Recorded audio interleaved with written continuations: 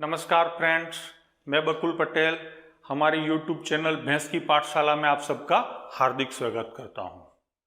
आज हम पढ़ने वाले हैं, सॉल्व करने वाले हैं प्रीवियस ईयर का आरआरबी पीओ प्री का रीजनिंग के पेपर का सॉल्यूशन। चलो सीधा सीधा चालू ही करते हैं।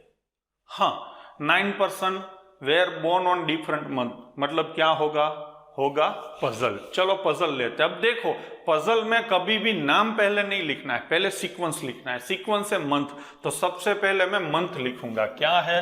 जनवरी, मार्च, अप्रैल, मई, जुलाई, अगस्त, सितंबर, अक्टूबर एंड नवंबर। चलो महीने के नाम लिख दिए महीने। अब साइड में हम सबके नाम लिख देंगे। 4% born between PT, P was born before T. PT के बीच में 4 लोग हैं, पहले पी आएगा, फिर 4 लोग आएंगे और फिर टी आएगा। तो यहां पे मैं लिख दूं ये पी 1 2 3 4 और फिर आपका आएगा टी। ठीक है बच्चों। Q was born in the month of 30 days after July. जुलाई के बाद में जो 30 डे का मंथ है उसमें कहीं क्यू का जन्म हुआ है, मतलब क्यू आपका जुलाई के बाद सितंबर या नवंबर में कहीं होगा। चलो चलते हैं आगे। क्यू वॉज बोर्न, हाँ, T was born after Q and before R. T किसके बाद है? क्यू के बाद। तो क्यू लास्ट में तो नहीं आएगा ना। क्यू आपका सितंबर या नवंबर में था, बट क्यू के बाद किसी का जन्म हुआ है। इसका मतलब ये हुआ कि क्यू सबसे लास्ट में नहीं है, तो पक्का पक्का क्यू मेरा सितंबर में आएगा। ठीक है, अब फिर से पढ़ते हैं। T was born after Q, मतलब क्यू से नीचे टी आएगा, एंड बिफोर आर, आर से पहले आएगा। तो टी लास्ट में नहीं आएगा, टी यहां पे आएगा, तो लास्ट में कौन आएगा? आर। तो क्यू टी आर आपका सेट हो गया। अब पैरेलल आपको अलर्ट भी रहना है। यहां पे देखो ये भी सेट होता है। टी आ गया ना, बीच में कितने लोग हैं? 4, तो 1 2 3 4, तो पी आएगा मेरा अप्रैल में। चलो ये भी मैंने सेट कर दिया। अब इस चीज की कोई जरूरत नहीं है, इसको हम हटा देते हैं। ठीक है, चलो। There were as many person born before X as after R, मतलब आर के बाद जितने लोगों का बर्थ हुआ है उतने ही लोगों का एक्स के पहले होगा। तो आर के बाद कोई नहीं है तो एक्स के पहले कोई नहीं होगा, तो एक्स मेरा सीधा सीधा आएगा जनवरी में। ठीक है ना बच्चों। चलो अब चलते हैं आगे। 1 person was born between U V, U तथा वी के बीच में एक बंदे का बर्थ हुआ है। S was born before U, U से पहले एस था, and S was born after W, मतलब डब्ल्यू के बाद में था। ठीक है ना। अब इतने ही लोग बचे हैं, तो सबसे पहले कहां से स्टार्ट होगा? डब्ल्यू सबसे ऊपर है, तो डब्ल्यू हम लिख देते हैं। ठीक है, तो ये काम हो गया आपका डब्ल्यू का। अब यू तथा वी के बीच में एक बंदा है, तो यू वी कर दिया मैंने। अब बचा कौन? एस, तो यहां पे एस भी लिख दिया। तो ये काम मेरा हो गया। अब यू वी में सेट करना पड़ेगा। यू से ऊपर एस आएगा, तो यहां पे ये वाला यू नहीं आएगा, समझ रहे हो ना। यू ये आएगा तो वी नहीं आएगा। हो गया ना आपका पूरा का पूरा। तो इस तरीके से आप एक ही झटके में सीधा सीधा पजल को बिठा सकते थे।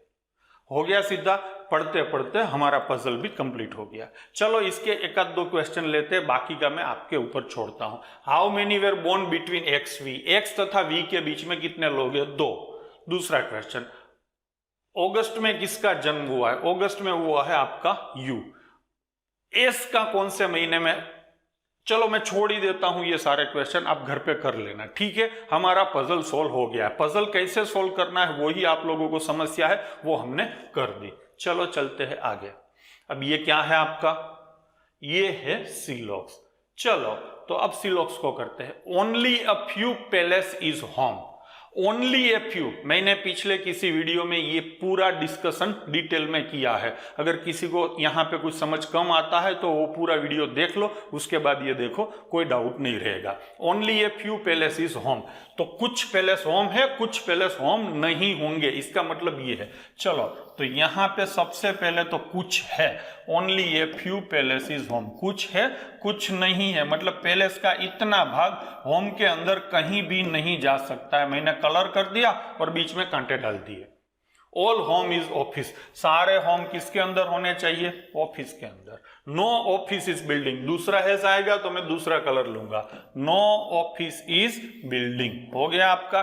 चलो मैं कलर कर देता हूं ऑफिस और बिल्डिंग दोनों को, तो ये हो गया मेरा कलर।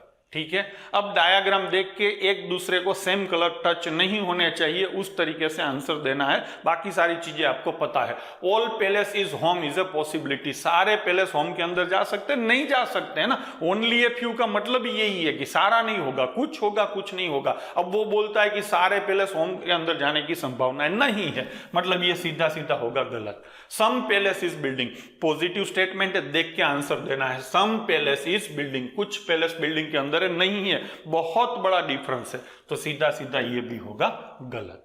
ठीक है ना बच्चों। चलो लेते हैं next. All man is woman, सारे मैन किसके अंदर है? वीमेन के अंदर। ठीक है। सम चाइल्ड इज वीमेन, कुछ चाइल्ड वीमेन है। No man is boy, no man is boy, किसको कलर लगेगा? मैन को कलर लगेगा, और किसको कलर लगेगा? बॉय को। बच्चों ठीक है यहां तक। अब लेते हैं सम मैन इज चाइल्ड, कुछ मैन चाइल्ड है, देख के सीधा दिखता है कि गलत है। नो मैन इज चाइल्ड, अब मैन और चाइल्ड के बीच रिलेशन अगर नहीं होना चाहिए तो बीच में हैज और दोनों को कलर होना चाहिए। चाइल्ड को यहां जरा सा भी कलर नहीं है, मतलब ये सीधा सीधा गलत होगा। नेगेटिव सेंटेंस में हमेशा आपको कलर देखना होता है, तो ये दोनों गलत हो गए। बट अगर आपको याद हो तो मैंने एक कंडीशन आपको लिखवाया था कि अगर दोनों वेरिएबल सेम है, एक पॉजिटिव है एक नेगेटिव है, और दोनों इंडिपेंडेंटली रॉन्ग है, तो आंसर क्या आएगा? आइदर और। तो यहां भी आपका वो सारा कंडीशन सेट होता है, तो सीधा सीधा आंसर आएगा आइदर 1 और 2 इज फॉलोइंग। ठीक है। चलो लेते हैं next question. No professor is student, no professor is student, तो ये हो गया नो प्रोफेसर इज स्टूडेंट। मैंने दोनों को कलर भी कर दिया। Only a few student is lecturer, कुछ ही स्टूडेंट लेक्चरर है, तो कुछ ही स्टूडेंट लेक्चरर है, और पैरेलल कुछ स्टूडेंट आपके लेक्चरर नहीं होंगे, तो ये सारी चीजें आपकी सेट हो गई। ऑल लेक्चरर इज प्रिंसिपल, सारे लेक्चरर किसके अंदर आएंगे? प्रिंसिपल के अंदर।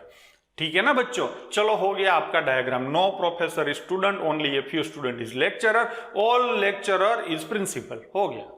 चलो option conclusion 1, all professor is principal is a possibility, सारे प्रोफेसर प्रिंसिपल के अंदर जा सकते हैं क्या? हाँ जा सकते हैं। ये पूरा का पूरा कलर यहाँ पे ब्लैंक में आ सकता है, इसको छोटा कर दो यहाँ पे आ जाएगा। कोई ब्लू कलर दूसरे ब्लू कलर को टच नहीं करेगा, यहां तक भी आ सकता है, रेड तक भी। रेड को टच करेगा ब्लू तो कुछ नहीं होगा, ब्लू को ब्लू टच करेगा तभी ब्लास्ट होगा। तो ये पूरा का पूरा प्रोफेसर, सॉरी ये क्या है? प्रोफेसर, और ये है आपका प्रिंसिपल, तो पूरा का पूरा प्रोफेसर प्रिंसिपल के अंदर जा सकता है, मतलब पॉसिबिलिटी इज देयर, तो ये होगा सही।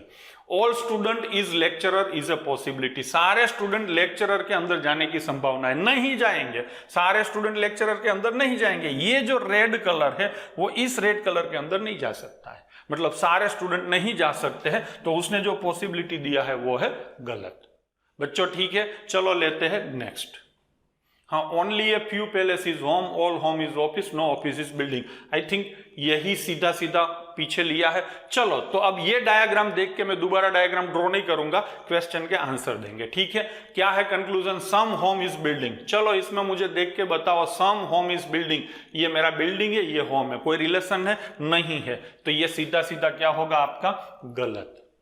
No home is building, no home is building, no home is building. No है तो बीच में हैज चाहिए, हाँ हैज है, कौन से कलर का है? ब्लू कलर का। होम को भी फुल ब्लू है और बिल्डिंग को भी फुल ब्लू है, दोनों को फुल ब्लू कलर है, बीच में हैज है, मतलब नो का कंक्लूजन सही होगा। तो यहां पे no home is building is true.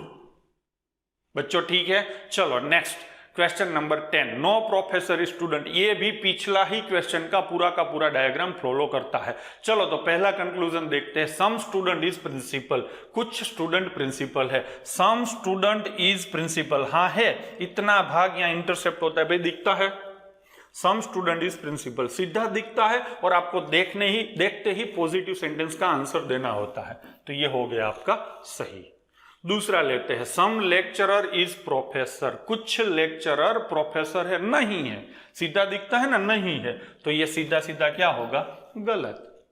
तो हो गया बच्चों आपका सारा सिलॉक्स। चलो चलते हैं नेक्स्ट क्वेश्चन की ओर। हाँ, अगेन क्या आया, seating around a square table, मतलब सीटिंग अरेंजमेंट है, 8 लोग हैं, एक स्क्वायर टेबल की चारों ओर बैठे हैं, तो ये हो गया आपका स्क्वायर टेबल। ठीक है, 4 are sitting at a middle of the side and all are facing towards the inside, मतलब 4 लोग यहाँ पे साइड पे बैठे हैं और चारों का मुंह कहाँ पे है, अंदर की साइड में। आप सबको पता है बाकी के 4 इधर होंगे और देख लो मुंह कहाँ पे है, बाहर की साइड। तो हो गया आपका यहां तक पोर्शन। अब खाली आपको ये 4 लाइन ही एडजस्ट करनी है, ठीक है ना बच्चों। 2 persons are sitting between P and U, P तथा U के बीच में 2 लोग हैं, वो तो काफी सारी पॉसिबिलिटी बनेगी, तो इसको मैं इधर कहीं नहीं डालूंगा, सीधा सीधा यहाँ पे लिखूंगा PU, और कितने लोग बीच इन बिटवीन है, 2, तो ये हो गया मेरा राइटअप तैयार। चलो आगे चलते हैं।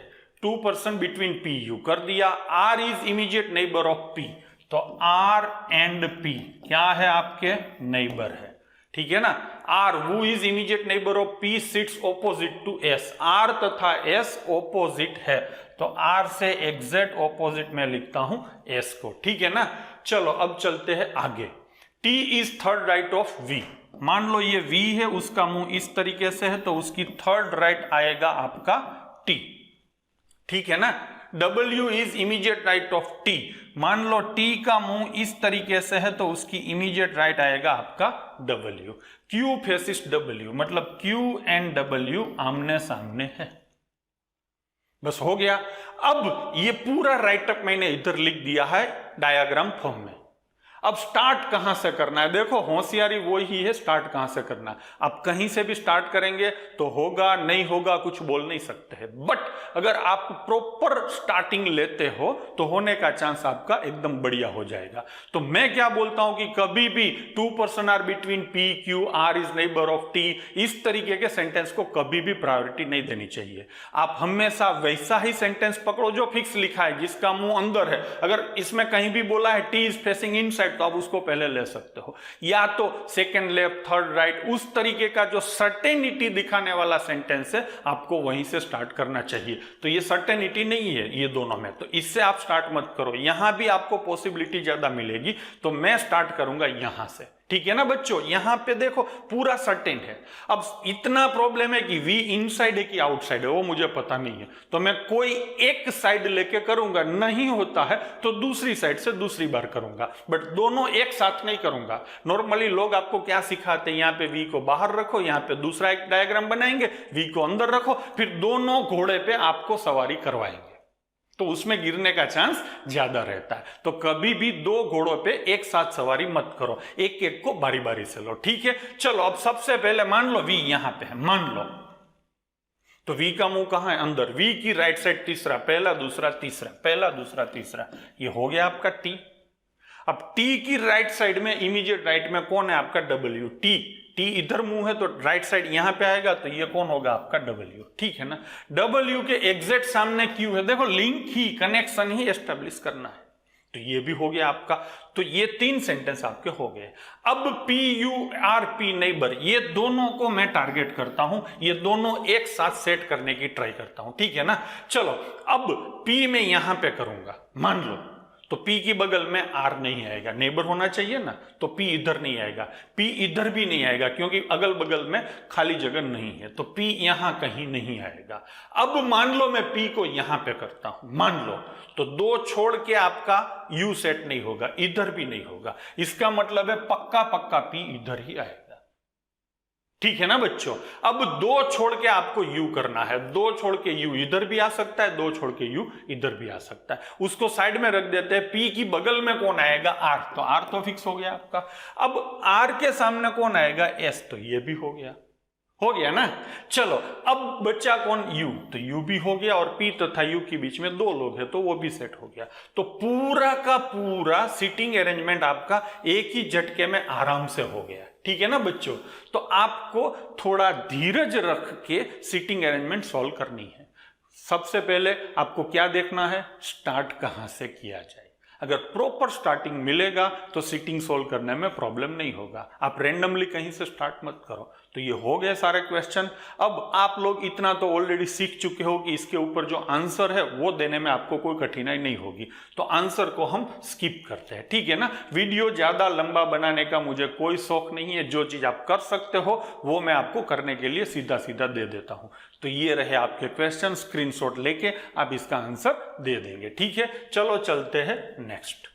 हाँ, 8 members are living in a family. Q is the only son of P. इसका मतलब है कि ये ब्लड रिलेशन है। यहाँ पे कुछ इंफॉर्मेशन दिया है, नीचे 2 क्वेश्चन है, हमें ये सॉल्व करना है। चलो करेंगे। हाँ, तो Q is the only son of P. तो P का एकलौता सन कौन है? Q। इसका मतलब Q मेल है, मेल को मैं प्लस करूंगा, ठीक है ना। और यहां पे लिखूंगा ओनली, सर्टेनिटी उसने दी है तो ओनली लिखना कंपलसरी है, ठीक है ना। अब P मेल होगा कि फीमेल होगा वो तो पता नहीं चलेगा, तो वहां पे मैं कुछ नहीं लिखता हूं। चलो आगे चलते हैं। T is wife of you, T is wife of you तो यहां कहीं सेट नहीं होगा, तो उसको हम छोड़ देते हैं। T is sister of Q। चलो Q is the only son of P, ये मैंने कर दिया। T is sister of Q and R। T 2 लोगों की बहन है, एक तो Q की बहन है, तो ये सिस्टर हो गया, है ना। अब T सिस्टर है मतलब फीमेल है, किसकी? Q की है, और किसकी सिस्टर है? R की, तो ये R की भी सिस्टर हो गई, ठीक है ना। अब R मेल होगा कि फीमेल होगा? सोचो। R फीमेल होगा, क्यों? क्योंकि P के ये तीनों संतान होंगे। अब उसमें Q is the only son of P बोला है, मतलब ये एकलौता सन है, तो ये दोनों क्या होंगी? डॉटर। भाई ये सारी चीजें आपको देखनी है, बिटवीन द लाइंस आपको मीनिंग समझना है, उसके बाद ही आगे बढ़ना है। तो हो गया। चलो T is wife of you, तो T एंड यू ये एक कपल हो गया, हो गया ना। चलो मैंने यहां पे लिख दिया, तो T is wife of you हो गया। V is daughter in law of W, तो अब V और W तो कहीं है नहीं, तो मैं इसको स्किप कर देता हूं। कनेक्टिविटी में मेंटेन कर रहा हूं, ठीक है। ऊपर नीचे होना पड़ेगा, बट कनेक्टिविटी मेंटेन होने से कहीं आपको कोई समस्या नहीं होने वाली है।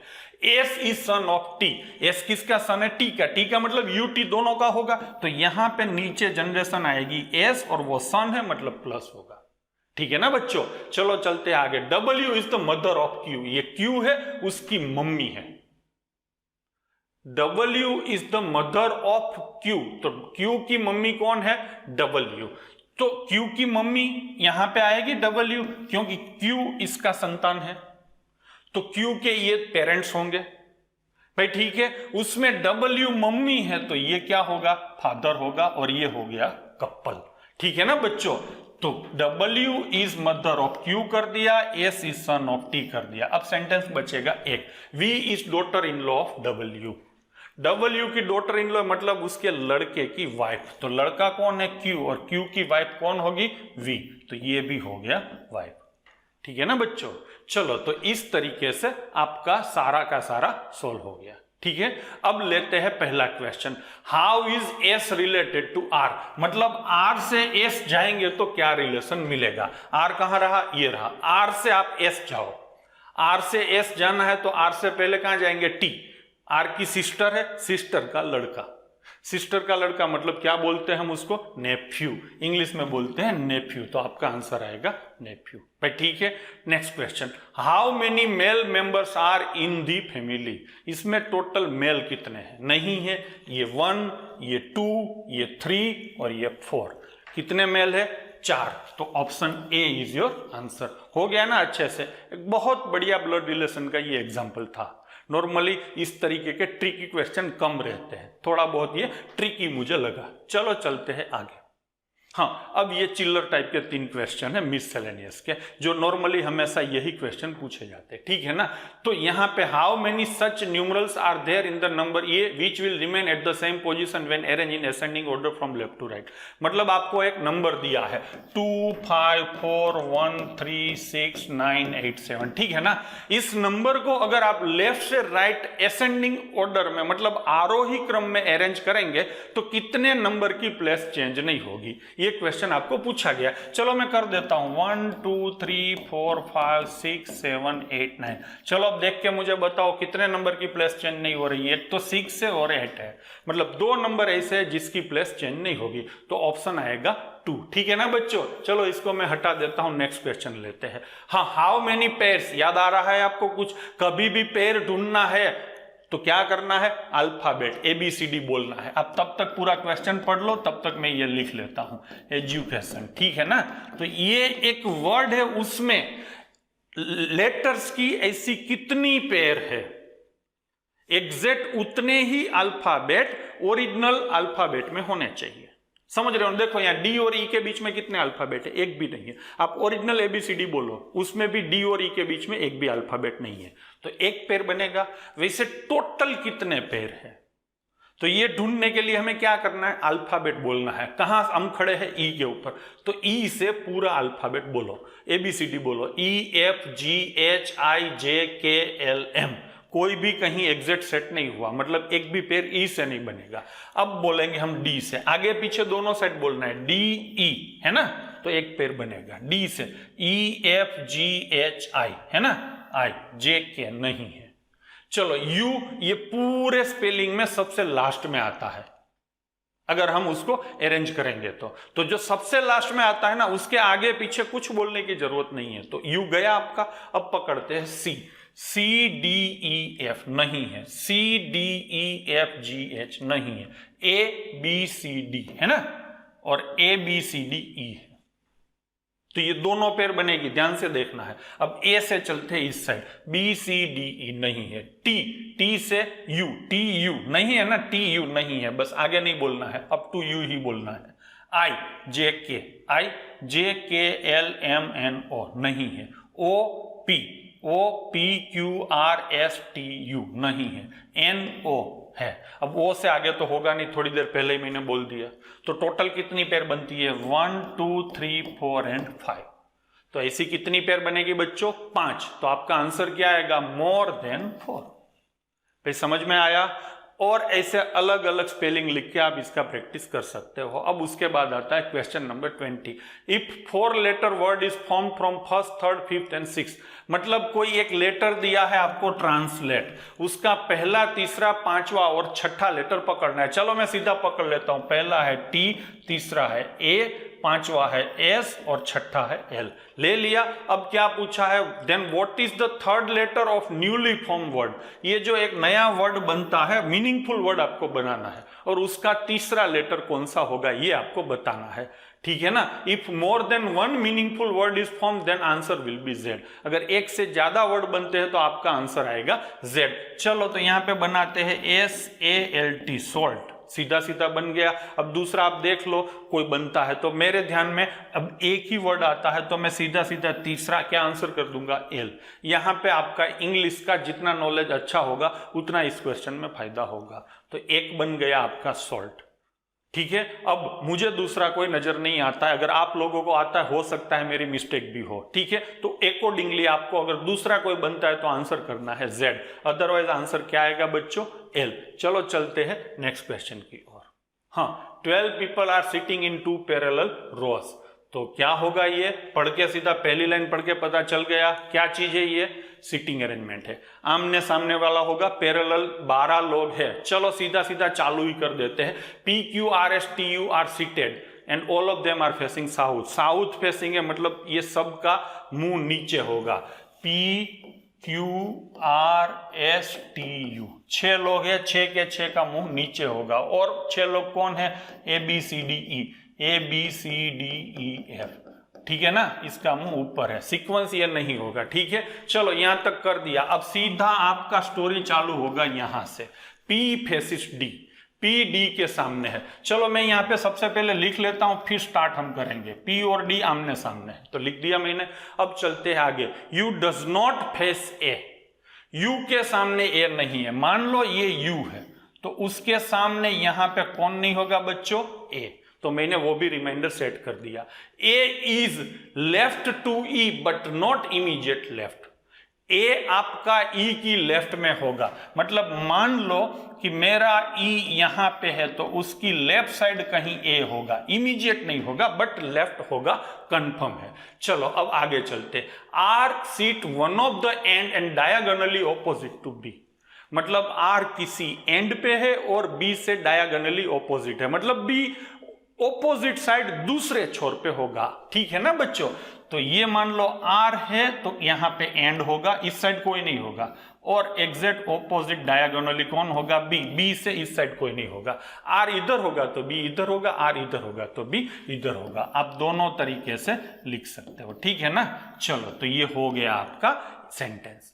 3 person between B F, B तथा एफ के बीच में 3 लोग हैं, लिख दो बी एफ। कहां कौन है पता नहीं है, बीच में कितने लोग होंगे, 3, और फिर कौन आएगा आपका बी एफ। ठीक है ना बच्चों, तो यहां पे भी ये 5 लोग होंगे तो ये भी मैंने लिख दिया। चलो 3 person between B F. F does not face U, मतलब कि यू और एफ आमने सामने नहीं है, एफ के सामने यू नहीं है, या तो यू के सामने एफ नहीं है। ठीक है ना। चलो C is immediate left to D. अब डी ऑलरेडी मेरा यहां पे था, अलग से मैं नहीं लिखूंगा, जितना कनेक्शन एस्टैब्लिश होता है अभी से कर दूंगा। क्या बोला है, C is immediate left to D, तो डी की लेफ्ट में आएगा आपका सी, तो सी के सामने भी होगा, कोई ना कोई तो होगा ही, तो C is immediate left to D कर दिया, but does not face S. क्या मीनिंग निकलेगा, सी डी की लेफ्ट में है, सी के सामने एस नहीं है, तो यहां पे एस नहीं होना चाहिए भाई। ठीक है, चलो 2 person between Q U, Q तथा यू के बीच में 2 लोग हैं, तो 1 2 एंड ये हो गया आपका क्यू यू। ठीक है ना, तो सामने भी 4 लोग होंगे, तो ये भी मैंने कर दिया। अब आगे चलते हैं। None of them is on end, मतलब क्यू यू एंड पे नहीं है। अब यहां पे तो ये एंड ही दिखता है, तो एंड पे नहीं होना चाहिए, तो एक सर्कल और मैं कर दूंगा, आ गया अंदर। इधर भी ऐसे ही करूंगा, एक सर्कल, तो आ गया अंदर, हो गया। अब क्या बचा आपका, हाँ देखो अब ये मेरा मेन हो गया, 6 लोग दोनों साइड हो गए, तो मैं यहां पे ब्लॉकेज कर दूंगा, ये मेरा मेन सीटिंग हो गया। अब सारा इसके अंदर मैं सेट करने की ट्राई करूंगा। चलो आगे चलते हैं, जो भी कंडीशन है वो भी फुलफिल कर लेते। The one who faces T is second right to A, मतलब ए की राइट साइड दूसरा जो है उसके सामने टी होगा, तो इधर किधर कहीं मैं लिख देता हूं, ए आपका कहीं पे है नहीं है, टी आपका कहीं नहीं है, नहीं है। चलो ये ए है, उसकी राइट साइड दूसरा जो बंदा है उसके सामने आपका टी होगा, तो ये हो गया आपका सारा का सारा सेट।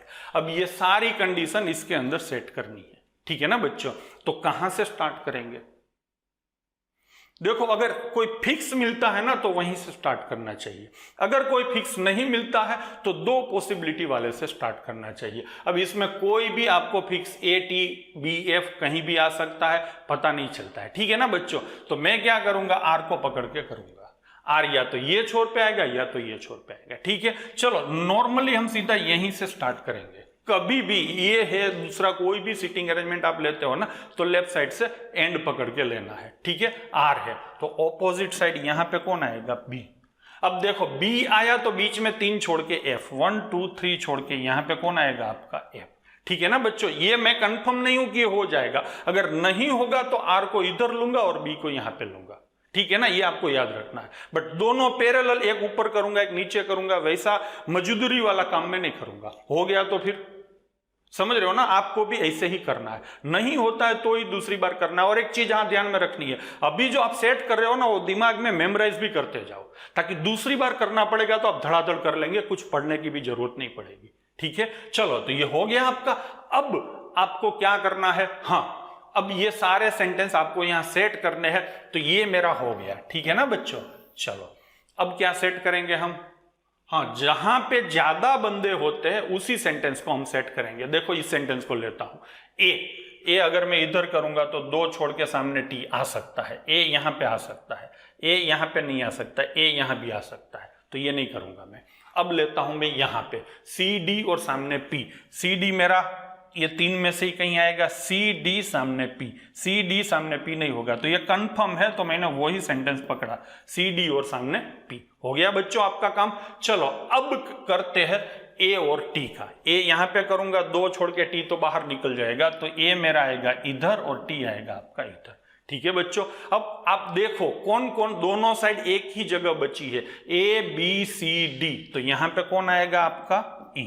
ठीक है, P Q R S, S है इसमें, हाँ एस टी यू, हो गया कि नहीं।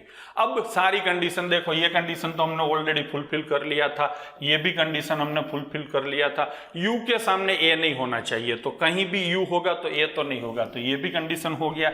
ई से लेफ्ट साइड में ए होना चाहिए, तो वो भी कंडीशन हो गया, ये तो ऑलरेडी हमने सेट कर लिया था।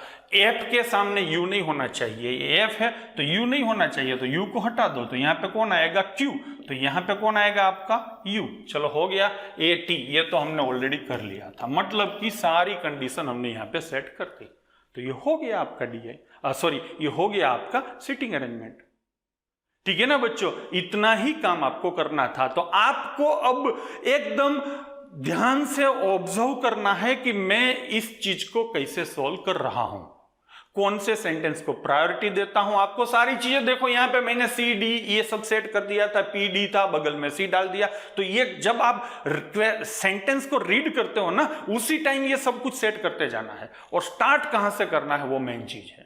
तो हमेशा आप इसी तरीके से चलो, अगर नहीं होता तो आर को मैं इधर लेता, बी को यहां लेता, और फिर एफ, उस तरीके से सारा का सारा मैं सेट कर देता, बट हमारे नसीब अच्छे थे तो ये हो गया। चलो लेते हैं नेक्स्ट क्वेश्चन, ये उसके ऊपर क्वेश्चन है, ये तो आप कर ही लेंगे, इतना कर दिया तो ये करने में कोई प्रॉब्लम आपको नहीं होगा। चलो अब ये आपका एक फेवरेट क्वेश्चन आ गया, क्या है, कोडिंग डिकोडिंग। तो कोडिंग डिकोडिंग हम कैसे करते हैं आप सबको पता है, चलो सीधा चालू कर देते हैं। पहले और दूसरे सेंटेंस में कुछ कॉमन है? नहीं है। पहले और तीसरे सेंटेंस में कुछ कॉमन है? हाँ है। क्या है? Right centre, right centre, right centre कहीं नहीं है, तो सीधा सीधा मैं क्या करूंगा, ये दोनों को अंडरलाइन करूंगा। ठीक है, अब यहां भी कुछ दो चीज कॉमन होगी, उसको भी आप अंडरलाइन करेंगे, वो ठीक है ना, एंड ना हो गया कॉमन।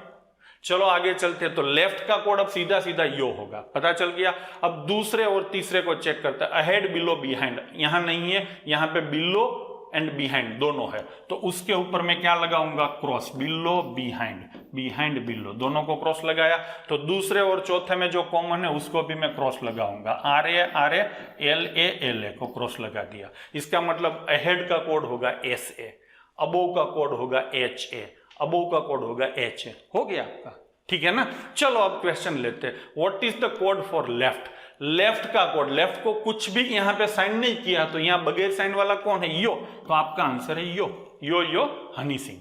चलो behind will be written as, behind का कोड क्या होगा, बिहाइंड के ऊपर क्या है, क्रॉस, तो यहां पे क्रॉस है आर ए तथा एल ए के ऊपर, तो आर ए भी हो सकता है, एल ए भी हो सकता है, मतलब ए भी आ सकता है, सी भी आ सकता है, तो यहां पे ऑप्शन है आइदर ए और सी, तो सीधा सीधा आपका आंसर होगा डी, ऑप्शन डी, आइदर ए और सी। चलो क्वेश्चन नंबर 28 को लेते हैं, अहेड का कोड ढूंढना है। अब देखो इसमें अहेड कहां पे है, ये रहा, अहेड को कोई साइन नहीं है, तो यहां पे एस ए को कोई साइन नहीं है, मतलब अहेड का कोड होगा एस ए। एच ए किसका कोड है, एच ए ढूंढो आप, एच ए ये रहा, एच ए को कोई साइन नहीं है, तो यहां अबोव को भी कोई साइन नहीं है, तो आंसर आएगा आपका अबोव, मतलब बी। ठीक है ना बच्चों, चलो लेते हैं next question, what is the code for centre. Centre का कोड क्या होगा, सेंटर के नीचे रेड लाइन है, तो यहां रेड लाइन वाले दो है, वो एंड एन ए, तो वो एंड ए दोनों आएगा, तो उसमें वैसा कोई आंसर नहीं है, तो सीधा सीधा आंसर क्या आएगा आपका, कैन नॉट बी डिटरमाइन। ठीक है ना बच्चों, तो ये हो गया आपका फटाफट कोडिंग डिकोडिंग। चलो अगेन आ गया आपका क्या है, बॉक्स बेस्ड एक पजल। ठीक है, तो ये थोड़ा डिफिकल्ट लोग बच्चों को लगता है, आपको ध्यान से ऑब्जर्व करना है कि मैं इसको कैसे सॉल्व कर रहा हूं, और एग्जाम में आप उसको कैसे सॉल्व करेंगे। ठीक है, चलो there are 11 box placed one above the other, एक के ऊपर 11 बॉक्स है, 5 box are placed between F T, F तथा टी के बीच में 5 बॉक्स है, not more than 5 box are above T. देखो उसमें एक एक सेंटेंस पकड़ के नहीं लिखना है, सेंटेंस आप तक रीड करते जाओ जब तक कनेक्शन है। तो यहां पे देखो ये और ये दोनों कनेक्टेड है, 5 बॉक्स एफ तथा टी के बीच में है, और टी से ऊपर 5 से ज्यादा नहीं होना चाहिए, समझ रहे हो ना आप। अब देखो पहले समझ लेते हैं, मान लो टी नीचे है, बीच में कितने बॉक्स है आपके, 4 और 5, और उसके बाद एफ है। ठीक है ना, तो अब टी से 5 से ज्यादा बॉक्स हो गए। तो इसका ये दोनों सेंटेंस को अगर मर्ज करके आप मीनिंग निकालेंगे तो मीनिंग ये निकलेगा टी ऊपर होगा एफ नीचे होगा। समझ में आई मेरी बात? चलो तो इसको लिख लेते हैं। टी आएगा आपका ऊपर 1 2 3 4 5 और नीचे कौन आएगा आपका एफ। ठीक है, दो सेंटेंस को मैंने निपटा दिया। 2 box between T M, T तथा एम के बीच में 2 बॉक्स। अब टी से ऊपर भी एम हो सकता है, टी से नीचे भी हो सकता है, तो मैं यहां बगल में लिखता हूं टी एम 2 बॉक्स और फिर आपका टी एम। ठीक है ना? चलो 3 box are kept between M and S. M is one of the position above S, मतलब एम तथा एस के बीच में 3 बॉक्स होंगे और उसमें एम आपका ऊपर होगा। तो यहां पे लिखो एम, फिर नीचे 3 बॉक्स और उसके नीचे आएगा आपका एस। ठीक है, there are only 3 box above the J. J के ऊपर खाली 3 ही बॉक्स है, तो ये फिक्स हो गया। तो अब मेरा मेन जो बॉक्स का अरेंजमेंट है वो चालू करूंगा। ये सब सेंटेंस थे, अब मैं मेन चालू करूंगा। तो सबसे ऊपर 1 2 3, फिर कौन आएगा आपका जे, यहां से ऊपर कुछ नहीं होगा। ठीक है ना बच्चों? अब जे से नीचे कितने बॉक्स आएंगे? 4 हुए, 5 6 7 8 9 10 11। ये मेरा मेन अरेंजमेंट बन गया। ये सारी चीजें इसके अंदर हमें सेट करनी पड़ेगी। चलो चलते हैं आगे। हाँ, क्या लिखा है? 1 box is between R S. R तथा एस के बीच में एक बॉक्स है। आर एस एक बॉक्स और फिर आर एस। यहां पे सेट नहीं होता, नहीं तो मैं कर देता। 2 box between R H. Again R H और बीच में कितने बॉक्स होंगे? 2। फिर कौन आएगा आपका? R H. पता नहीं है कौन ऊपर है कौन नीचे है, तो दोनों जगह पे मैं दोनों नाम लिख रहा हूं। D is above K. D is one of the position, sorry, D is one of the position below K. K से नीचे D होगा, K से कहीं भी, इमीडिएट बिलो नहीं बोला है। तो D is below K and D is above C. D आपका किसके ऊपर भी होगा? C के ऊपर भी। ठीक है। Which is not above R, which मतलब कौन? C. C is not above R, मतलब R से नीचे होगा आपका C, तो ये भी लिख दिया। E is immediately above K, K से तुरंत ऊपर होगा आपका E, तो ये दोनों एग्जैक्ट ऊपर नीचे आएंगे। देखना ये सेंटेंस आपके लिए बहुत इंपॉर्टेंट बनने वाला है। ऊपर नीचे है, 2 जगह एक साथ खाली होगी, वैसी जगह कम मिलती है, तो ये सारी चीजें आपको ध्यान में रखनी होगी। तो हो गया। चलो अब चालू करते हैं। अब हाँ, यहां पे not more than 5 box above T, ये लिखना मैं भूल गया। टी से ऊपर 5 से ज्यादा बॉक्स नहीं होंगे, मतलब मैक्सिमम 5 बॉक्स होंगे, ये पक्का है। वैसे तो 5 भी नहीं हो सकते क्योंकि ये 7 बॉक्स तो ऑलरेडी हो गए, तो ऊपर मैक्सिमम 4 ही होंगे, बट जो लिखा है मैंने सीधा कॉपी किया है। ठीक है, अदरवाइज टी से मैक्सिमम 4 ही बॉक्स होंगे ऊपर। ठीक है ना बच्चों? चलो अब चालू करते हैं। मान लो टी हम सबसे ऊपर रखते हैं, ऊपर से चालू करते हैं। टी ऊपर रखते हैं तो 2 जगह छोड़ के एम आएगा, यहाँ पे जे है, मतलब सबसे ऊपर टी नहीं होगा। तो सबसे ऊपर से नीचे एक टी ले लेता हूं, मैंने कर दिया यहाँ पे टी। ठीक है ना? अब टी 2 जगह छोड़ के एम, मतलब 2 बॉक्स छोड़ के यहां पे आएगा आपका एम, और 5 जगह छोड़ के एफ आएगा। 1 2 3 4 5, यहां पे आएगा आपका एफ। ठीक है बच्चों? चलो अब क्या करेंगे आप? एम, फिर 3 जगह छोड़ के एस, 1 2 3 छोड़ के यहां पे कौन आएगा आपका? एस। भाई बराबर जा रहा हूं। अब आर तथा एस के बीच में एक जगह होनी चाहिए। आर नीचे करूंगा तो आर के नीचे सी नहीं होगा। इसका मतलब है कि एस यहां पे है तो आर यहां पे। ठीक है ना? अब किसी को सेटिस्फाइड नहीं हो जाना है कि ये हो गया है, जब तक नहीं हुआ है तब तक कुछ नहीं बोल सकते हैं। चलो ये हो गया। आर तथा एच के बीच में 2 लोग हैं। आर यहां पे 2 छोड़ के एच इधर भी आ सकता है, 2 छोड़ के एच ऊपर तो नहीं आ सकता है, तो एच लिखो इधर। ठीक है ना बच्चों? अब आर से नीचे कहीं सी आएगा, तो ये मैंने सी भी कर दिया। ठीक है ना? अब सी से ऊपर डी आएगा और के ई एक दूसरे के ऊपर नीचे आएंगे, नहीं आ रहा है। के ई इमीडिएट ऊपर नीचे होने चाहिए, 2 जगह कहीं है ही नहीं, मतलब कि ये हमने गलत किया है। ठीक है? तो अब टी इधर नहीं आएगा, टी यहां लेंगे, यहां नहीं होता है तो जे के नीचे भी आपको ट्राई करना पड़ेगा। चलो हम फिर से इसको ट्राई करते हैं, बट इस बार चीजें काफी सारी क्लियर हो गई है तो ज्यादा प्रॉब्लम नहीं होगा। हाँ, आपका जे कौन से नंबर पे था? 4थे नंबर पे, तो ये हो गया जे। 5 6 7 8 9 10 और 11 हो गया। अब t यहां लिया था तो अब लेता हूं मैं t इधर। कितने आपको स्पेस छोड़ने हैं? 2, 1 2। यहां पे कौन आएगा आपका m, 1 2 3 4 5, 5 छोड़ के यहां पे कौन आएगा आपका f। तो ये भी कर दिया मैंने, ये भी कर दिया। m 3 छोड़ के s, 1 2 3 छोड़ के यहां पे आएगा s। अब s तथा r के बीच में 1 होगा तो r इधर आएगा। r तथा r के नीचे c होना चाहिए तो r के नीचे c हो गया। r तथा h के बीच में 2 आएगा तो 2 छोड़ के यहाँ पे क्या लिखेंगे हम? h। ठीक है ना बच्चों। अब c से ऊपर कहीं अब e के एग्जैक्ट ऊपर नीचे एक ही जगह बची है तो मैं ये लिख देता हूं। यहाँ पे आएगा e, यहाँ पे आएगा आपका k और बचा कौन? d। बस हो गया। सारे के सारे बॉक्स के नामकरण हो चुके हैं ना। चलो एक बार देख लेते हैं। टी और एफ के बीच में 5 है, वो तो ऑलरेडी हमने पहले ही सेट किया था। ये भी सेट किया था, ये भी सेट किया था, मुझे याद है। ये भी सेट किया था, मुझे याद है। ये भी किया था। ये भी ई के किया। ई के नीचे डी होना चाहिए, ई के नीचे डी है, डी के नीचे सी होना चाहिए तो ये भी कंडीशन हो गया। आर के नीचे सी होना चाहिए, ये भी हो गया। देखो पूरी सारी कंडीशन इसके अंदर सेट हो गई तो बॉक्स मेरे एक के ऊपर एक सेट हो गए। तो इस बार 2 ट्राई करनी पड़ी, बट ऐसा होगा। बट दूसरी बार आपने देखा कोई ज्यादा टाइम नहीं लगता है। पहली बार अगर 2 मिनट लगता है तो दूसरी बार आपको 1 से 1.25 मिनट ही लगेगा। ठीक है ना बच्चों। तो इस तरीके से, और बॉक्स बेस्ड पजल एक पूछा ही जाएगा तो इसको आप 2-3 बार कर लो। चलो चलते हैं आगे। क्वेश्चन तो आप कर ही लेंगे। चलो चलते हैं। हाँ, ये आया मेरा फेवरेट टॉपिक। आप सबका फेवरेट टॉपिक अब ये बन चुका है क्योंकि हमारे पास बहुत बेस्ट मेथड इसको सॉल्व करने की है। चलो करते हैं सॉल्व। हाँ भाई, इक्वल टू तो कभी आंसर नहीं आएगा, गलत है। P से कहां जाना है? C। P से C जा सकते हो? हाँ, P से C जा सकते हो। 3 लाइन्स 3 लाइन्स 3 लाइन्स तो आंसर क्या आएगा? 3 लाइन्स। कितनी लाइन है? 2 लाइन। तो हो गया गलत।